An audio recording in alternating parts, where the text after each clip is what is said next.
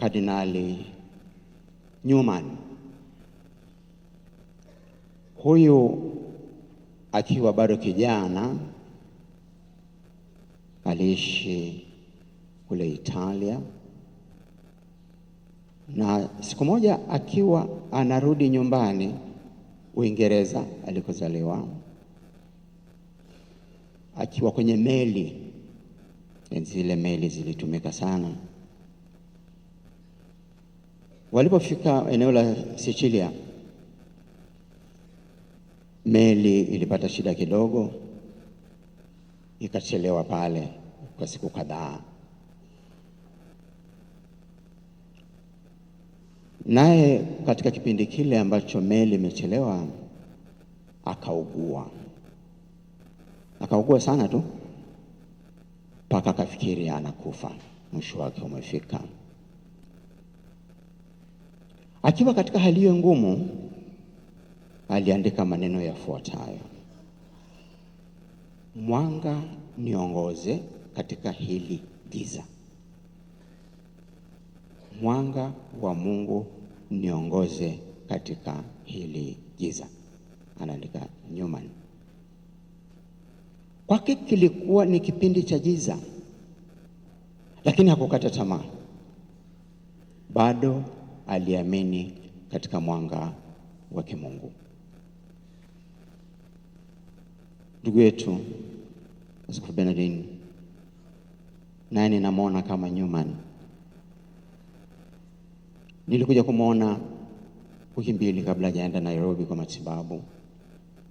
Tukaongea mengi, alikuwa bado kitandani, lakini alikuwa mdhaifu sana. Lakini alikuwa hajali hali yake, anasema Mungu yupo baba, Mungu yupo, atanijalia nguvu. Hiyo ndio imani ya huyu baba ilivyokuwa. Lakini pia sisi hapa sasa hivi, na tangu tusikia habari zake, tumekuwa katika hali ya majonzi vile vile, na tupo katika hali ya majonzi. Yote ambayo tumesema tangu tusikie kifo chake yanadhihirisha hilo, kwamba tuko katika majonzi na maumivu. Lakini hali hii haitadumu kwa muda mrefu sana.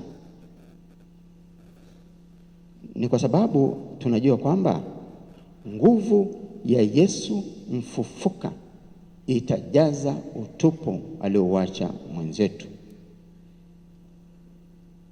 Tunaamini kwamba mwanga wa imani katika Kristo mfufuka, fumbo tuliloadhimisha wiki chache zilizopita wakati wa Pasaka, litajaza mioyo yetu nguvu tena. Huu mwanga wa Kristo ninaozungumzia ulianza kule Galilaya, lakini ulikuwa kwa ajili ya dunia nzima, sio kwa ajili ya Galilaya tu. Ndio maana Bwana wetu Yesu Kristo aliwateua wale mitume wake na kuwaambia wakasambaze huo mwanga ulimwenguni kote. Mmesikia katika Injili Kristo anasema, nifuateni nami nitawafanya wavuvi wa watu. Mathayo, mmesikia sasa hivi sura 4. Anapowaambia wakawe wavuvi, anawapa mitume utume maalum, utume wa kupeleka habari njema kwa dunia nzima, kupeleka imani kwa wasio na imani, kupeleka matumaini kwa wasio na matumaini, kuwapa nguvu walio dhaifu na kuwafariji wanaolia. Sahihi tunapomsindikiza ndugu yetu huyu aliyekuja duniani hapa na akateuliwa na Mungu kutangaza habari hiyo njema kama mitume, tunakumbuka huo utume maalum. Mpendwa wetu Askofu Bernardin Mfumbusa aliitika wito huo kwa nguvu zake zote, na akafanya hilo kila siku. Ratiba yake ya kichungaji inadhihirisha hilo, na mipango yake mingi ya maendeleo katika jimbo hili inajisemea wenyewe kama tulivyosikia katika wasifu wake. Amefanya mengi kwa jimbo hili, tena kwa upendo mkubwa. Amefanya mengi katika kanda yetu ya Dosiko, kanda ya kati, Dodoma, Singida na Kondoa, tunaitwa Dosiko sisi. Amefanya mengi katika kanda ya Mesea, kwa kanisa lote la Afrika na dunia nzima. Hata alipochoka kwa ugonjwa wake, bado alikuwa tayari kutumikia, na hakika amefanya makubwa. Anastahili kupongezwa. Elimu yake, moja ya vitu ambavyo kwavyo tutamkumbuka sana ni ubobezi wake katika elimu. Alikuwa msomi wa hali ya juu sana tu, na hakika leo tunazika kichwa kilichokwenda shule. Usomi wake huo ndio uliosukuma Baraza la Maaskofu kumpa majukumu mbalimbali, ikiwepo la kuajia elimu kule Sauti na maeneo mengine mengi. Na akiwa Sauti alionyesha kuwa yeye sio msomi tu, bali ni mtu mwenye busara nyingi pia. Ndio maana tukachagua ile somo la kwanza la busara. Labda hapa nifafanue kidogo tu tofauti kati ya busara na elimu. Wengine huwa tunachanganya hayo mawili. Mtu hupata elimu kwa kusoma vitabu na kwa mang'amuzi ya maisha, hilo mnajua. Busara kwa namna fulani inafanana na elimu, lakini asili yake ni Mwenyezi Mungu, sio vitabu. Kwa hiyo busara ni ya juu zaidi kuliko elimu, na kwa sababu asili yake ni Mwenyezi, haina hila ndani yake busara hiyo. Mfano, mtu mwenye elimu kubwa au akili kubwa anaweza akatumia uwezo wake huo kutenda mabaya, kama vile kuvuruga jamii, kuvuruga mawazo ya watu. Wale jamaa wanaoshughulika sana na cyber crime ni ujanja wa kudukua siri za watu kwenye mtandao na hata kuwaibia watu kimtandao na hivyo. Sasa watu wenye akili,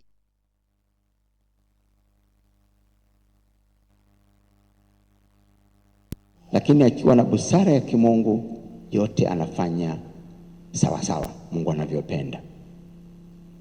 Sasa tumweke Askofu Msumbusa katika hili equation.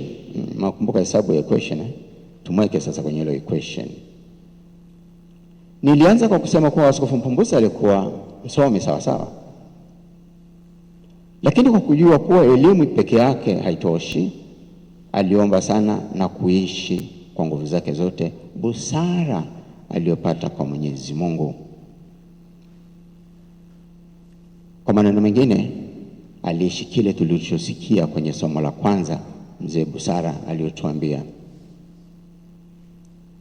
Hiyo ndio sababu iliyomfanya kanisa la Tanzania limpe majukumu niliyoshataja, lakini pia akapewa majukumu mengine katika ngazi ya Afrika Mashariki na Kati pamoja na Afrika yote, na hatimaye akawa askofu wetu hapa. Na labda nusu wakipenda kutaja atataja kwamba siku chache kabla ya kifo chake, siku chache kweli, 3-4 tu, Baba Nuncio alikuwa amemletea habari kwamba amechaguliwa kushughulika na masuala ya upashanaji habari, na Baba Mtakatifu alimchagua na kwenye hilo jopo la wataalamu hao, na alikuwa mwezi ujao aende Kigali kwa mkutano wao wa kwanza. Lakini basi Mwenyezi amemwambia, Kigali yako ni mbinguni kwangu. Wapendwa, tulitaka Mwenyezi Mungu atupe mtu wa namna gani zaidi. Asante Mwenyezi kwa zawadi ya Baba Mfumbuza. Sasa leo tunapomsindikiza katika safari yake ya mwisho, nipende kumwomba saa hii daima ainue vijana wengi zaidi kama Baba Mfumbuza, wenye uwezo mkubwa wa kiakili, wenye busara, ambao wataendelea kuitumikia kanisa pamoja na jamii ya Watanzania. Lakini pia nimwombe Mwenyezi atupe busara sisi wote ndio viongozi na sisi viongozi, haidhuru wewe ni mtu namna gani. Mungu atupe busara itusaidie katika kufanya maamuzi. Mungu atufanye tuwe na hofu ya Mungu katika utendaji wetu. Kwa nafasi hii pia nipende kutaja changamoto iliyopo katika jamii ya sasa hivi kuhusiana na elimu. Kuna hili la tuition. Kila mzazi mwenye uwezo anataka mtoto wake apate tuition. Nimeshangaa juzi nimeona hata wale wachekechea eti wanaenda tuition. Jamani, kujifunza tuition ndio ugonjwa huo. Tunapofikiri kinachotolewa darasani hakitoshi, lazima kiongezwe na tuition. Kwa hiyo kuna shida hapo. Shida huko darasani na shida labda sisi wazazi. Ni vizuri wanaohusika wakati hilo kinachofundishwa darasani kitoshe.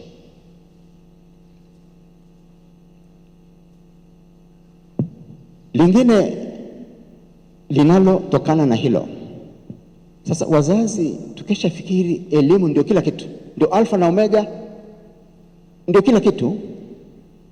Hata mtoto anapotakiwa aende mafundisho kujiandaa kwa komunyo ya kwanza na kipaimara, baadhi ya wazazi wanaona mtoto anapoteza muda, aende tuition, asiende kanisani kupata mafundisho. Lipo hilo.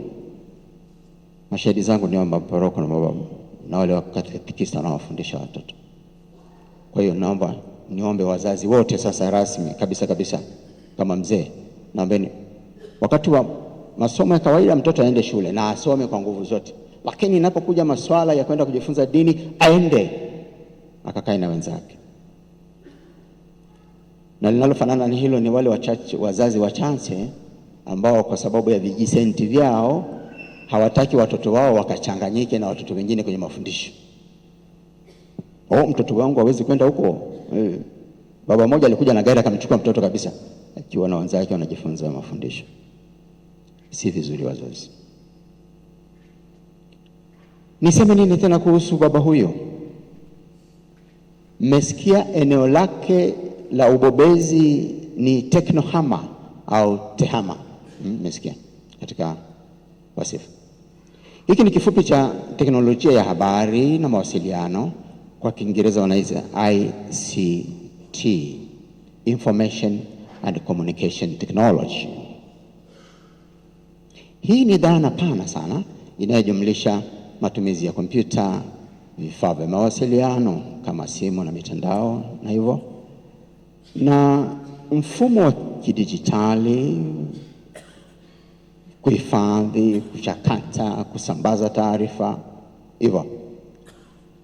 Lakini pamoja na kuwa baba huyu alikuwa mbobezi katika hilo, alikuwa mwangalifu sana, kwa sababu hili eneo, ndugu zangu na hasa vijana mnisikilize vizuri, linaweza likasaidia sana, lakini linaweza likapotosha sana. Naposema ni sana tu,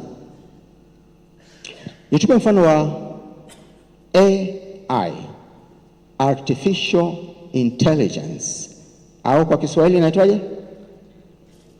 Akili memba. Wote mnajua, mnaona hii mambo haya. Akili memba hiyo, visimu vyenu inayo. Na kifupi ni kwamba wataalamu walipogundua hizi mashine hizo zinazotumia hiyo artificial intelligence, walituambia kwamba zinasaidia katika kila kitu, kwamba zinafikiri kwamba zinafikiri kama mwanadamu. Si kweli, si kweli.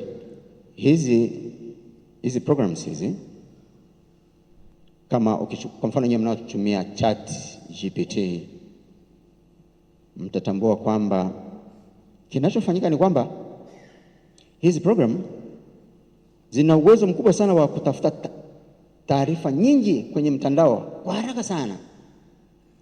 Ukichapa neno fulani ukaiambia itafute, inaweza ikapitia text zaidi ya trilioni 13 kwa muda mfupi sana, mfupi kabisa, na ikakupa na mara nyingi inapitia kwenye internet kwa taarifa zenu, taarifa ambazo ziko kwenye internet. Halafu inakupa nini? Jibu la karibu na swali lilouliza. Underline that. Jibu la karibu la swali ulilouliza baada ya kupitia kwenye maandishi yote yaliyowahi kuandikwa kuhusu ulichouliza. Kwa hiyo haifikiri, inatafuta mlani aliwahi kuandika nini huko. Kwa upande mmoja linasaidia sana sana tu. Kwa upande wa mahesabu kwa mfano, ikikupa jibu uwe na uhakika liko sahihi kwa kiasi kikubwa. Na pia linasaidia ukiambia ikutafutie text katika Biblia zinazofanana, itakupa kwa haraka sana. Na pia inasaidia sana katika mambo ya operations za siku hizi ambazo hawafungui tena tumbo au kifua. Kwenye telemedicine iko vizuri sana. Lakini ndugu zangu, nirudie, katika masuala ya kiimani, ya ethics na moral na nini, msiitegemea hii mashine, kwa sababu haina morality. Inakupa tu jibu ambalo mtu fulani aliwahi kulisema. Kama mtu huyo hana maadili, itakupa jibu lisilo na maadili. Kama mtu huyo hajajifunza hicho kitu kizuri, hii itakupa jibu ambalo sio sahihi vile vile. Nitoe mfano. Nenda ukitoka kanisani kaandike, niambie Bikira Maria ni nani? Jibu la kwanza atakayokuambia ni mwanamke aliyeishi karne ya kwanza ambaye alikuwa mke wa Yosefu. Full stop. Nilitazama jana jioni kwa udadisi tu. Mtu wa kwanza anajibu hivyo. Sasa wewe kama ukibaki na hilo, utafundisha kitu ambacho ni potofu. Lakini ukiendelea kusoma, daima nakupaga majibu mbalimbali ya jirani. Kwa hiyo nataka kusema ni kwamba haitoi daima mafundisho sahihi ya Kanisa Katoliki. Nasema daima, wakati mwingine najaribu, wakati mwingine si sawa. Kwa hiyo basi, naongea na nyinyi mapadri vijana mnaotafutaga mahubiri kwenye AI. Yasome, lakini usiyakopi yalivyo ukatuletea. Tutafundisha heresi. Pitisha hekima ya kimungu na Roho Mtakatifu akusaidie. Uweke na teolojia uliojifunza ndio ukahubiri. Na pia vijana wote mnaosoma huko kwenye mtandao huo, mjue wengine nilikuta wanagombana, nimesoma kwenye internet bwana, kwenye AI iko hivyo. Sio majibu yote ni sahihi. Ndio maana nilisema hapa kwa ajili ya kuwaweka vijana wote na ndugu zangu wote vizuri. Nimalize kwa lile somo la pili ambalo tumesikia kuhusu jumuiya ya kwanza ambayo iliishi kwa umoja, kwa kupendana, kwa kushirikiana. Kwenu mapadri wa Kondoa, Mwenyezi amemchukua kiongozi wetu. Niombe katika kipindi hiki cha mpito, najua tutapata kiongozi wa kutusimamia kwa muda. Niombe tushikane kweli, tuwe kweli kama jumuiya ya kwanza. Atakayetuona aseme kama wale watu wa mwanzo walioona jumuiya wa kwanza wakawasifa, wakasema waone hawa wanavyoshikana. Na ninyi mababa, naomba mshikane hivyo hivyo pamoja na Wakristo wote, tushikane hivyo hivyo mpaka watu waseme, pamoja na kuwa hawajapata askofu, lakini kweli Kondoa wanashikana. Tumsifu Yesu Kristo.